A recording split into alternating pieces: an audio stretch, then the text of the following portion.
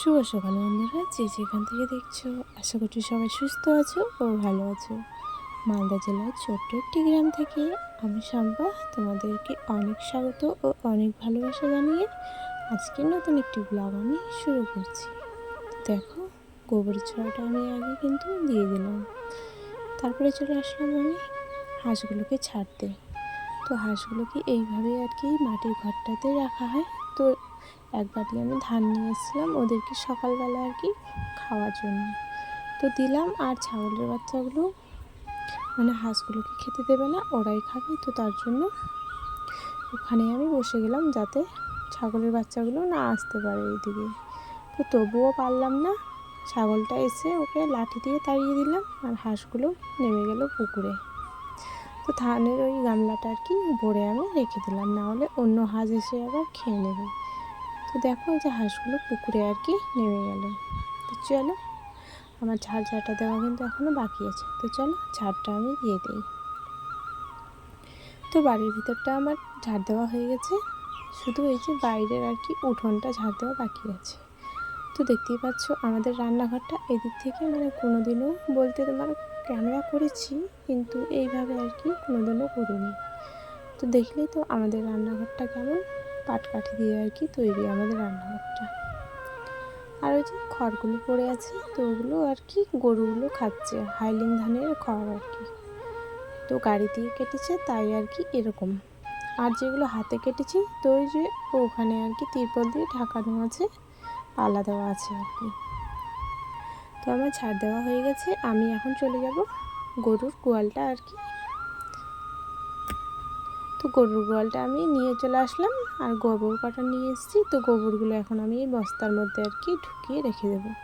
এই গোবরগুলো আমি নাড়বো একদম তোমার ভাদ্র মাসে, তখন একটু বৃষ্টিটা কম হবে, তখন এগুলো আমি আর কি গুটিয়ে দিয়ে দেবো।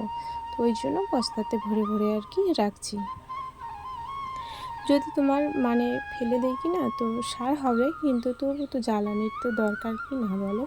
তো তার জন্য ওগুলো আর কি আমি বস্তার মধ্যে ভরে ভরে আর কি রাখছি, যাতে ভবিষ্যতে আমার কাজে লাগে। তো চলো থালা বাসনগুলো নিয়ে আসি আর কি রান্নাঘর থেকে। তো কয়েকটা থালা বাসন আর কি কালকে রাতের ভালোই হয়েছে, 3-4 জন কিন্তু আমরা, কিন্তু আমার মেয়েটা অনেক কয়বার আর কি দিনের বেলা খায়, তো সেগুলোই আর কি জড়ো হয়ে অনেকগুলো হয়ে যায় আর কি। কড়াইটা আজকে আবারও মাজবো, কারণ কড়াই মাজতে আমার খুব খারাপ লাগে। তো এই যে ছাই আর তোমার একটু সার্ফ নিলাম, এরকমভাবেই আর কি আমরা গ্রামে থালা বাসন আর কি মাজি। কে কীরকম মাজি আমি জানি না গো, কিন্তু আমি এইভাবেই আর কি মাজি।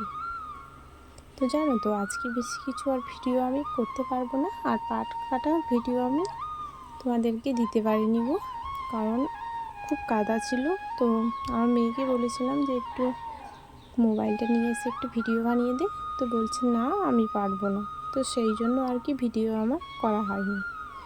তো চলো থালা বাসনগুলো আমি মেজে তারপর তোমাদের সাথে আবারও দেখা হচ্ছে। আর আমার চ্যানেলে যদি কোনো নতুন বন্ধুরা এসে থাকো তাহলে তোমাদেরকে অনেক স্বাগত ও অনেক ভালোবাসা জানাই আমার ব্লগ চ্যানেলে।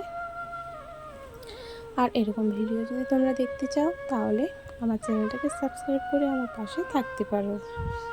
আর আমার পুরনো বন্ধুরা যদি এই ভিডিওটা দেখছো তাহলে তোমাদেরকে অনেক ভালোবাসা জানাই গো আমার চ্যানেলে। তো চলো থালা বাসনগুলো এখন আমি ধুয়ে নিই। থালা বাসনগুলো মানে মাজা হয়ে গেছে, আর হাতে জানো তো একদম অনেকগুলো কালি আর কি ভরে গেছে, তো ওটাই আমি আর কি ধুয়ে নিচ্ছি। পায়ে কাদা ভরে গেছে, কারণ এখন প্রত্যেক দিন বৃষ্টি হচ্ছে জানো তো। তো তার জন্য ওখানে থালা বাসন মাজা আর কি খুব কষ্টকর। আর এখানে ঘাট বানিয়ে দিচ্ছি বাবাকে বলছি যে একটা ঘাট বানিয়ে দাও, তো বাবা শুনছেই না, কারণ কাজ তো শেষই হচ্ছে না, তো কীভাবে শুনবে তাই না। আর এদিকে তোমার কড়াইটাতে দেখো আমি একটু ছাই আর কি মেখে নেব, তাতে পরে আর কি আমার জন্য না মাখাতে হয়। চলো আমি হাতটা এখন আর কি ধুয়ে নেব, তাহলে একবারে আমার কাজটা হয়ে গেল তাই না।